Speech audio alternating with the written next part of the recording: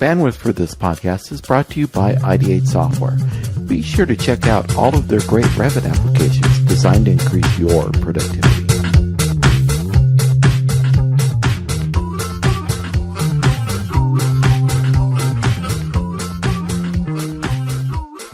Here's the mail, it never fails. It makes me want to wag my tail. When it comes, I want to wail. Mail! Or BIM thoughts, for that matter. That was the lovely Dana DeFilippi. I'm sorry rendition for of all of you who Blue's Clues, where I started the conversation beforehand with Wonder Twin Powers, activate. And Carl got it, but we then realized that it was before Dana's time. But we do have a special guest, Kelly Doyle, where we don't know which time he was and what cartoons he remembers. So let's ask him that first.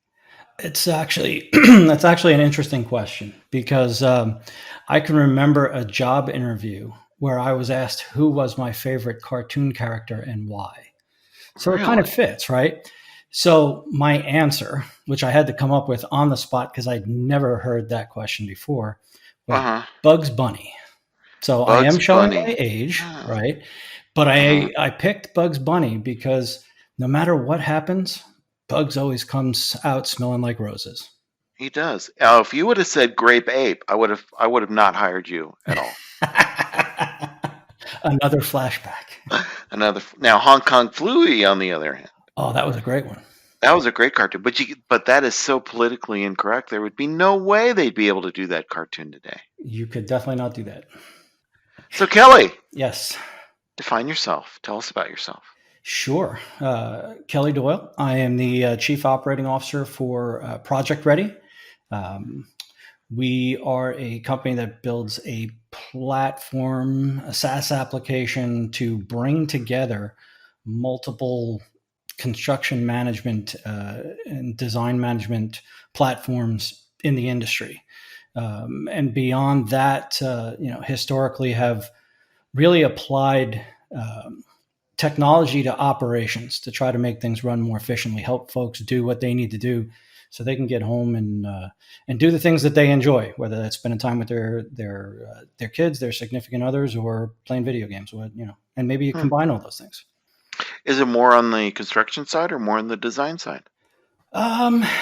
We are bringing together multiple platforms, both construction and design. So BIM 360, PlanGrid, SharePoint, Procore. We bring everybody together and sing kumbaya and help the industry, really work together, regardless of who's paying your paycheck. When you're working on a project, it's one team. So let's bring everybody together in a secure framework. Wow. What is the big challenge? Why do we do that? What's the big challenge? Obviously, we want to bring everything together, but do you copy this stuff? Do you create links to stuff? What happens? Yeah, it's a great question. What we do is to set up a secure framework, and it's really we're empowering owners, construction managers, design teams, wherever they're going to use this, wherever they're using multiple systems. Heck, I even was on a conversation earlier today with a general contractor who was using different construction management platforms depending upon what owner they were working for and what division of the company they're in. But they still needed to have a way to tie these different systems together with workflows, to have a place to put content to work on, but also content to archive. And we took a really unique approach on this and went with security first. So that way you can have this cross-platform security and set up this framework that folks can work in. And where you work is important to you. So if you're on the design side and you're storing your stuff in BIM 360, because that's the right place for you, then keep doing that. If you're working on the field side and you're working in PlanGrid or Procore, stay there. If you're in the office, you're probably working with lots of Microsoft tools and storing things in SharePoint. Well, we bring all those things together and then start looking at cross-platform workflows like document control, which is probably the forgotten child in our industry, but it's so important. I'm a firm believer that there's there's a few things that make our projects go over budget or be behind schedule. And one is miscommunication across the stakeholders. The other one's incorrect distribution of project information. And then there's acts of God. There's not much we can do about the last one. But let's try to tie the systems together, help humans communicate with each other, help humans share information in the form of content to make sure they're giving each other good information and we don't have rework. We don't have that last stage of every construction project, which is litigation, right? We're transparent. We help folks move the right information at the right time and get things done. Okay. So is it copying the data into your platform, or are you just linking it? No, it's actually a beautiful thing that we do. We sit on top of the client's Microsoft tenant. Okay. So if things are stored in SharePoint, it's their SharePoint. If when we keep track of the transactions, we're just a web app that sits on top. So all of the database behind it, the Azure SQL database, is in their Microsoft tenant. So they own their data. We own none of it. It also makes things a lot easier when it comes to GDPR and things of that nature. So let me see if I understand. You're installing your stuff in a Azure tenant that the whatever client, the GC, the project owner, the architect, whoever decides that ProjectReady is right for them. Correct. And they spin up an Azure instance, or multiple Azure instances, or 365 Azure things, and then your platform lives on top of that, and then it syncs up all of the other things into that Azure instance so that you have all your data in one spot. Not exactly.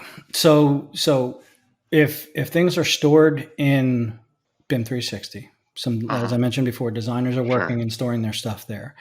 All of that design iteration needs to happen in BIM 360. We don't want to have to make everybody move to different systems. Keep doing your work there. But when it's ready to distribute to other folks, well, then we can use our cross-platform workflows in order to pick up that information.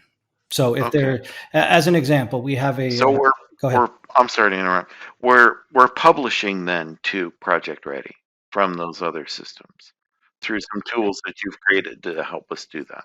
Yeah, so you'll publish within your platform, but then when you need to bring together content from multiple platforms to distribute out to folks, we have essentially a shopping cart, and because we connect everything by the project ID and it's secure, it's security trimmed. We know who has access to what. They're able to, they being the document controller in this circumstance or this workflow we're talking about, can pick up content from BIM 360, SharePoint, Procore, PlanGrid, the Teams files section in Microsoft Teams, and drop it in the cart. Just like you're going to Amazon. You're going on a camping trip. You need a canoe, bug spray, and socks. Are they all coming from the same place? No. But you have a single user interface where you order it, you find what you need, and then it's delivered to your doorstep. So think about it in those terms. Okay. So in that example, are we buying that data a la shopping cart, or are we booking it out from the library, like maybe a Vault instance? It depends upon what you're going to do with it. Okay. We have multiple, I'll say, workflow segments. They're individual workflows that we believe connect together properly. So instead of making you have this big giant workflow that's inflexible and you have to change your business to the workflow, we have one for registering content. So somebody needs to drop stuff off. I don't care where it's coming from, your hard drive, you can put it into any one of those systems that I mentioned, and it starts off that audit trail. It registers it to the content. The next workflow we have is for review.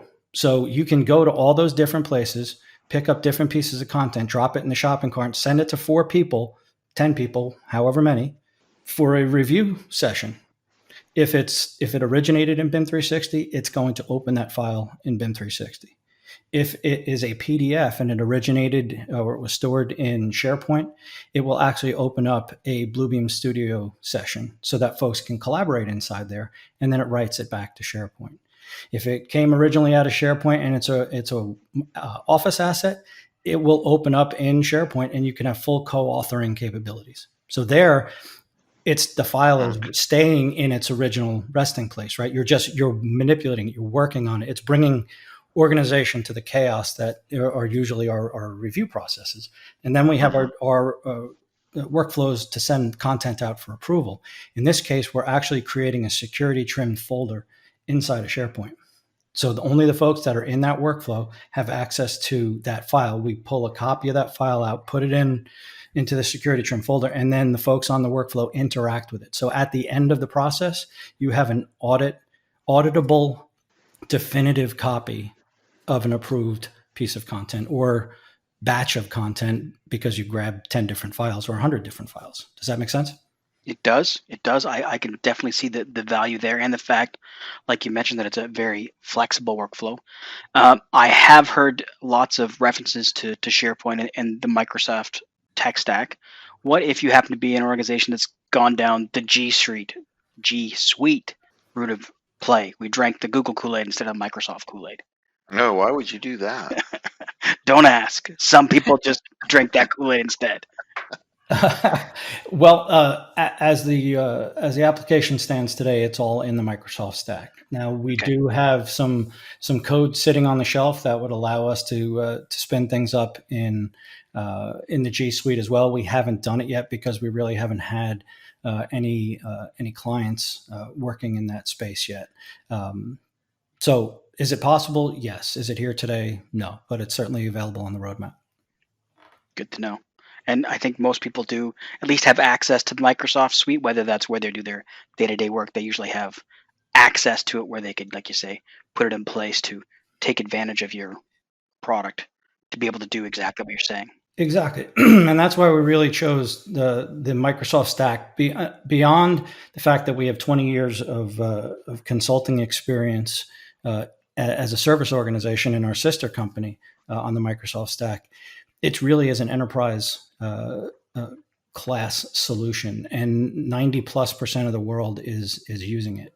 And SharePoint comes along with it. Microsoft Teams comes along with it. Again, depending upon the licensing package that you have, but it's really a great stack when you're looking at enterprise solutions and the authentication that comes from Azure Active Directory. I don't know if you know this, but it is Microsoft's desire to be the authentication engine of the world. So just like you're seeing websites now where, log in with Facebook, log in with Apple Pay, take your pick, right? That's what Microsoft wants to do because they're in all these businesses across the world, because their folks have the Microsoft 365 Family Edition. You're on Azure Active Directory. So we build everything off of that platform so that we can take advantage of that scale. And it really, it does an amazing job of bringing things together into an integrated data environment, which is really what we're trying to create for the industry. That's, I think, awesome, really, because I think in the kind of status that we're in, we're really kind of in that data mining and Power BI kind of place, right? Where we're all trying to figure out how we can visualize all of this data and mine all of this data. And it looks like you have some connection with accounting systems and other things. Can you guys pull from vision and other things to be able to mine data from lots of different sources to be able to create these kind of dynamic data streams, if you will? Yes, it's a great question. So what we're able to do is the systems that we're directly integrated with, the ones I've mentioned, BIM 360, PlanGrid, Procore, SharePoint, things of that nature. There's a direct connection there, and these cross-platform workflows. But for other systems like ERPs, we have no desire to get involved under the hood of your ERP, and you don't want us there, right? But what we can do is ingest data, up to 100 data points out of whatever type of SQL database you have. Okay, so it doesn't have to be an ERP. It could be a CRM, could be just a SQL database.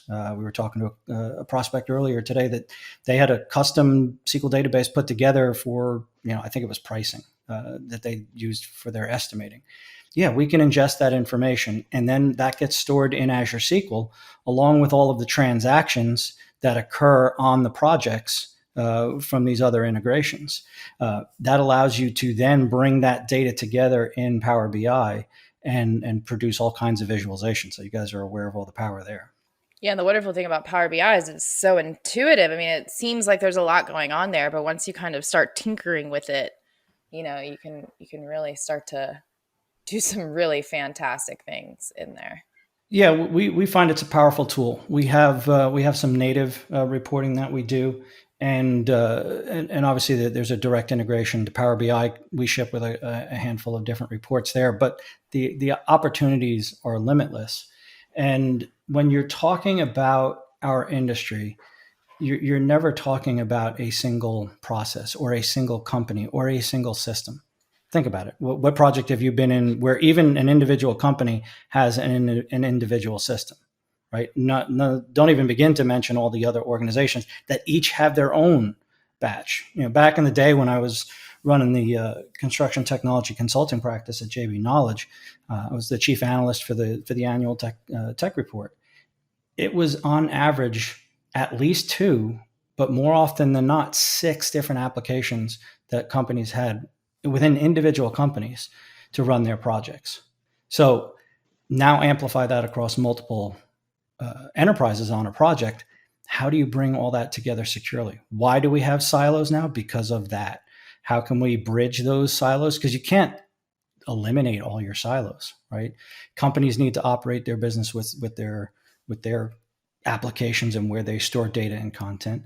A project is but a snapshot in time. It may be a short amount of time, it may be a long amount of time, but it's around that, right? So let's create that integrated data environment around the project and bring all those systems together in a secure way. And that's really why we chose to build on that Microsoft ecosystem again, because you have to have a way to bring those systems together and have folks communicate, collaborate in a secure and an easy to use way. Do you have a specific kind of group of things that typically we in the industry are looking for in that way and trying to data mine and pull together information? Do you see kind of trends, if you will? Right now, I think folks are still trying to figure out what to do with their data, what data that they even need to worry about. And if we have to think too hard about the data, then we forget about the work that we have to do. I think the data really grows out of the work that folks do on a daily basis. So there's a lot of transactional things that are happening when you're working with your project plan or you're doing your document control. Capturing that kind of information, where did information start from? Where did it end up? Having applications brought together around a single project ID allows us to connect those things. And I think that's where folks will start to realize it. AECOM is one of our customers. They use ProjectReady right now for their alternate delivery group, which is big P3 projects. And they are actually starting at the point of the bid work that they do. So they have a pursuit opportunity. That's months long. It's a year long to put together a P3 bid. They're actually starting with ProjectReady at the introduction of that to bring together all the players and the systems just to treat that bid opportunity as a project. And then that data can flow through the project and all when they're using the tool to manage the project itself. Again, with these multiple systems, they're bringing data in. What can we do with all that? It's going to be hugely powerful, but right now it's a lot of it is in the collection stage. I guess my question was, and it may be a loaded question. Well, I'll let you decide that. What about other platforms, other integrations? What's the process? Maybe if there was a platform out there that maybe tracked issues, for example, the one to take advantage of some. Yeah, the one to take advantage of some of these content storing platforms and things like that you have in place. Is there an API? Is there a process to go through to get other things integrated with your platform? Yeah, that's the beautiful thing about the way that we've scaled the system. We started from security first. So if you think about it within the context of a building, we build the structure and we put in the plumbing, and then it's real easy to hang the fixtures off of the plumbing, which is hanging on to the structure of the organization. So the applications that I've mentioned, the platforms that I've mentioned, that's what exists today. We definitely have plans to integrate to other systems, including, BIMtrack. There are some others out there that will track issues. I don't think I need to mention it here. You know who they are. But yeah. So think about it in this way. What we want folks to be able to do is to surface information across platforms. So as an example, on a project dashboard, we have widgets, I'll call them. They're little cards on the screen, if you will, for BIM 360 issues or Procore submittals or plan grid RFIs. So if somebody initiates one of these transactions in that underlying system, and I'll use BIM 360 as the example, somebody creates the issue. It needs to be answered by an individual, let's call it the engineer or the owner or the architect, take your pick. I know, Carl, you're just sitting around monitoring your emails all day waiting for those issues to come in, right? Oh, absolutely. Right. So 400 emails come in, but you're looking just for that one. What we're trying to do is surface that on your dashboard. We know you're supposed to be doing something with it because it's addressed to you. It will notify you on your dashboard that there's something for you to do. You click on it and it takes you into the underlying system to actually action it. So you get all the full features and functionality of BIM 360, and you're logging it in ProjectReady as an issue that you needed to take care of. So let's think about something in BIMtrack. Somebody raises an issue. They're looking at that model, and the owner is not living in BIMtrack. The owner's not living in BIM 360. The owner's not living in probably any of the applications in any significant period of time. But what this does is it allows that owner, that architect, to see that there's an issue, act upon it, log it, and then follow through in that underlying application. In this case, we're talking about BIMtrack. Does that make sense? It does. It's pretty cool. It gets me a little excited about the process, or the prospect, I should say. But I guess also to bring in mind, or that brings to mind, the idea that because this is essentially cloud-based and built on top of the Microsoft stack, does that mean that anywhere you have internet, you can access it? So if that same owner that doesn't live in any of those products is on the road and he gets a dingle on his smartphone, he can access the content through your platform there as well? 100% correct. Our application it's not a mobile app. It is browser-based, but it's fully reactive. So if you're sitting at your computer, great.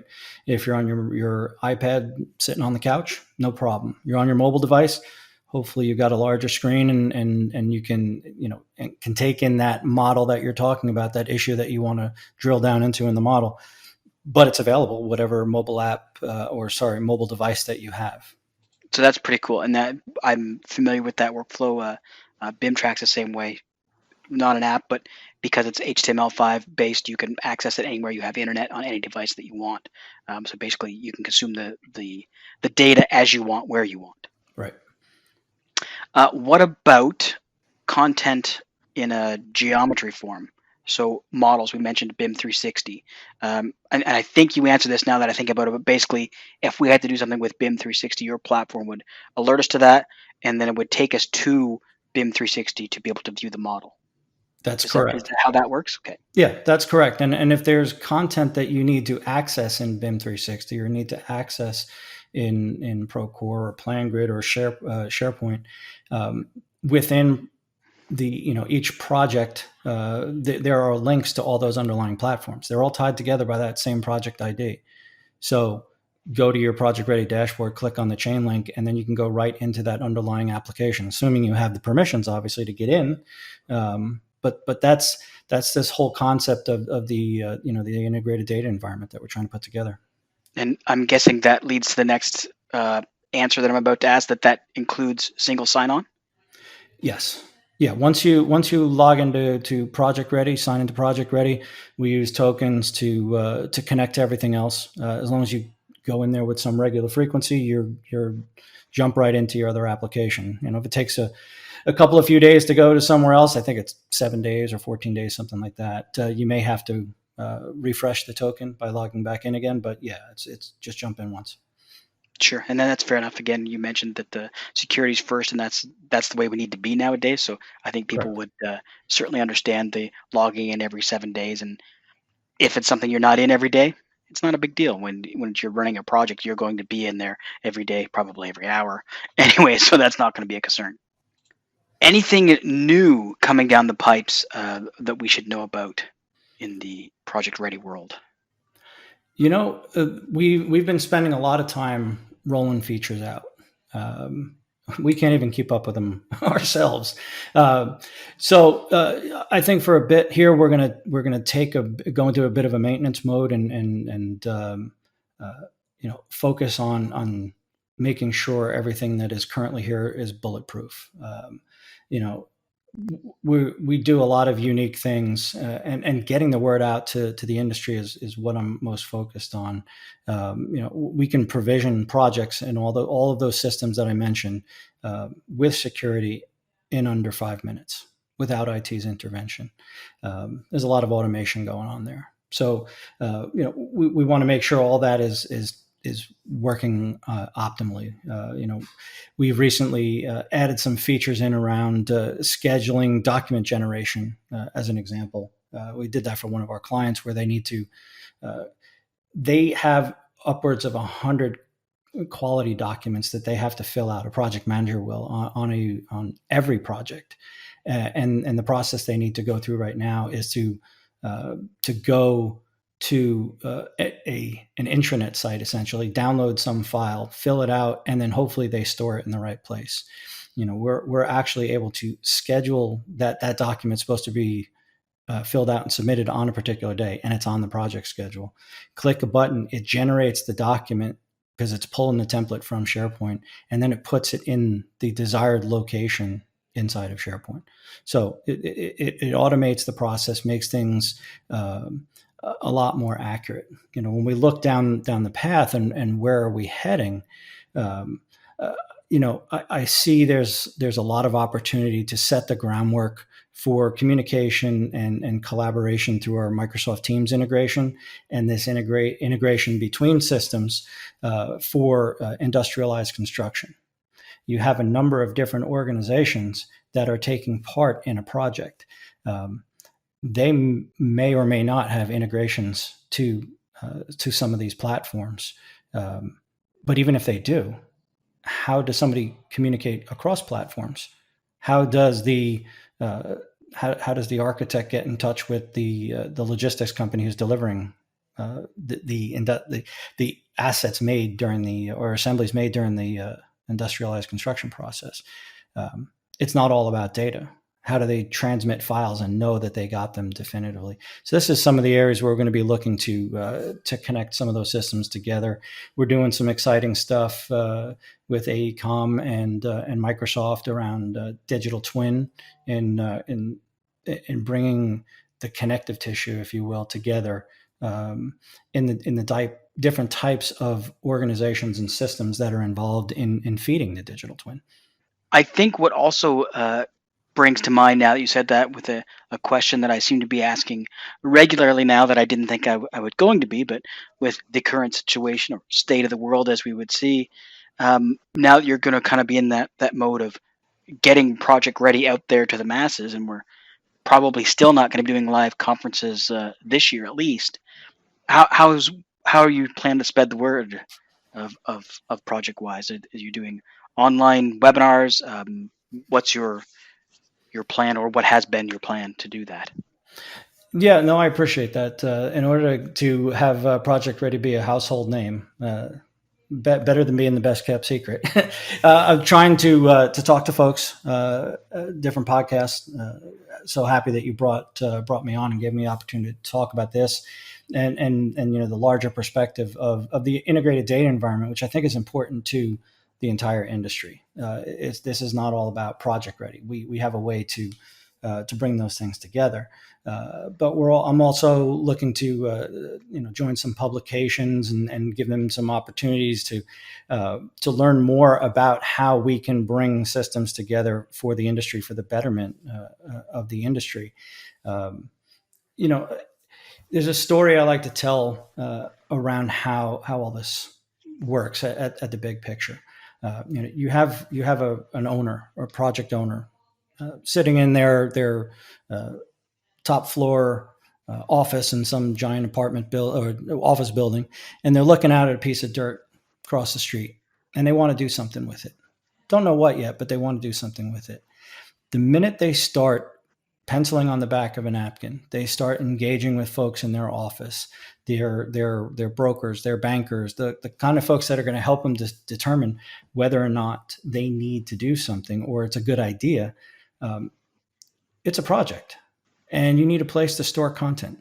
You need a place to have folks communicate with each other, to share, to collaborate.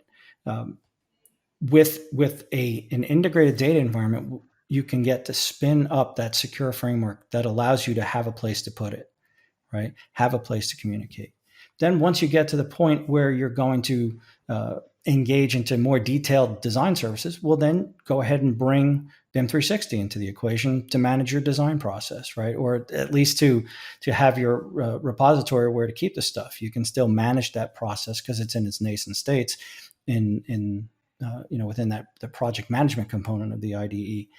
Well, you get to a point where you're making a decision. Is this project worth moving forward on? You might say, no, market conditions don't support it right now. So let's just archive the project. We still have our communication record. We still have our content stored in a single place so we know where it is, and it's all focused around that project ID. So it may stay in archive forever, or a couple of 3 years later, market conditions now are favorable for it. Open that project back up, do a little bit more design work, and now it's time to bring in build. Okay, well, let's add Procore, or let's add PlanGrid, right? So you can see that this secure framework, this integrated data environment is expanding with the project. The next logical component is FM. We haven't gotten there yet, but we're on the way, right? Because who's there for the entire spectrum of this project? It's the owner. Now, this is the macro level for the owner at the grand scale. For a design firm, how are you setting up that same integrated data environment for the project within your organization? I mean, Dana, you're running your company on Procore or PlanGrid, right? Yeah, something like that. Right. And so you see my point? It's like, how can you have an operating system for your design organization that is, the industry's kind of bastardized the term of common data environment. Everybody wants to be the common data environment. If you look at ISO 19650, they call it the common data environment, but it says explicitly that it's a system of systems, right? You've got to be able to bring this system of systems together. So how can you do that for a design firm? You're creating your own integrated data environment for your organization because you're using BIM 360, you're using Microsoft Outlook, you're using Microsoft Teams, you're storing it in the content in multiple different places. That's the micro. That the project itself is the macro, but then within the context of the project, owners are going to have multiple projects going on. Designing organizations, construction organizations are going to have multiple projects going on. How do you create this ability to use your system of choice for the work that you want to do, yet still be able to participate in multiple different projects through integration without having to throw up your hands and say, well, we're not going to do anything because we have to connect all these systems? That's what I've heard most consistently in the organization from design teams and subcontractors and owners. It's like, well, we have to connect to all these other systems, so we can't possibly pick one to help us do our jobs and manage our design management or our high-level project plan and managing all the different stakeholders for the owner or for the architect, right? We can't rely on a single system. We're just, human nature gives us choice, right? I don't know if that answered the question or not, but One of the things that was rolling through my mind is when we start having all of these different systems, M360, PlanGrid, Procore, Bluebeam Studio, all these best of breed cloud solutions is what I've heard a lot say. What the heck do we do at the end of the project to get all that data into one spot so that we can close out the PlanGrid and stop paying the monthly fee for PlanGrid for that project? Close the Procore and do the same thing, stop paying the monthly leech fee on that one as well. And just have one place to put everything and not have to worry about it linking anymore because it's all in one secure, convenient location. You must have your magic crystal ball sitting there, knowing what we need for the future, right? It's so true. At the end of a project, everything spins down, and you're left with a bunch of data silos sitting who knows where, right? Right, Because and the IT doesn't even know the end of the project happened. Correct. It just sort of stops. Correct. Right. Yeah. Where did it all go? So the envisionment that we have is, I'm going to go with the owner point of view again, because this is the folks that we've heard most frequently like this feature. We actually have a BIM sync, BIM 360 sync, and a Procore sync. So right now it's one direction. It's Procore back to SharePoint, or it's BIM 360 back to SharePoint.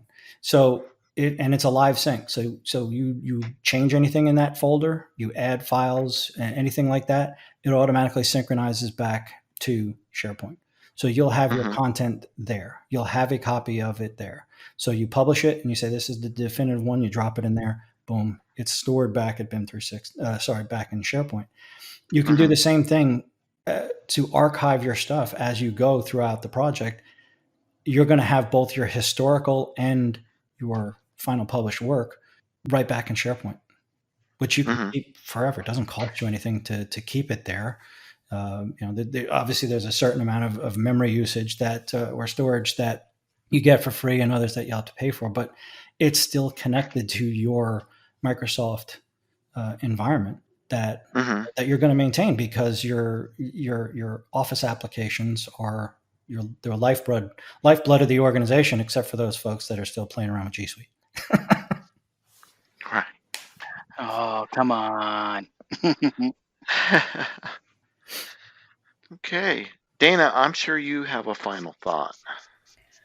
A final thought. Well, I would say that that's definitely, kind of the trend I'm seeing this year. If it's not generative design, it's data, right? What do we do with all of this data? Where does it live? What do we do with it? How do we mine for it? What data do we need?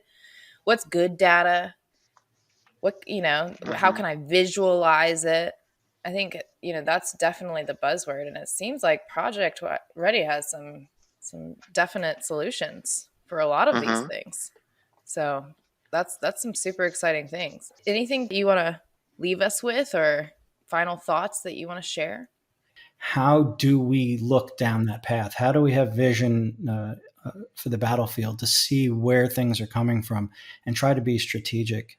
We really need to look down the path as an industry and say, how do we work together? How can we take control of our own destinies and use the systems that we want to use to get the job done? And in a lot of cases, it's not the systems that we want to use. It's the systems that we really need to use, right? A design team is not using Procore to manage their design process. And in some circumstances, the build folks would rather use the build tools like Procore or PlanGrid. Even though PlanGrid is in the same family with Autodesk, there's a reason why there's BIM 360 docs in the Autodesk Construction Cloud, and there's PlanGrid, because folks want and need to use the tools that they do. If we don't get over creating moats around ourselves and playing CYA all the time and don't work together, we're not going to get anywhere. So the opportunity to talk about an integrated data environment, we have one. We help you build one. I'm sure there will be others in the future. But I don't think it's a bad vision to have. I think it's a good vision to have. I think it's really what helps us elevate to the next level and really start working together. Well, it's been fun talking to you. I sure have learned a lot. I have learned that we probably do need to start looking at ways of merging all of our cloud data together, or finding ways to make a one-stop shop for our end users to figure out where the heck the data lives. That way we can continue to use the best of breed products out there. So thank you, Kelly. Oh, it was my pleasure. I definitely enjoyed our time today. Hopefully we can talk again soon.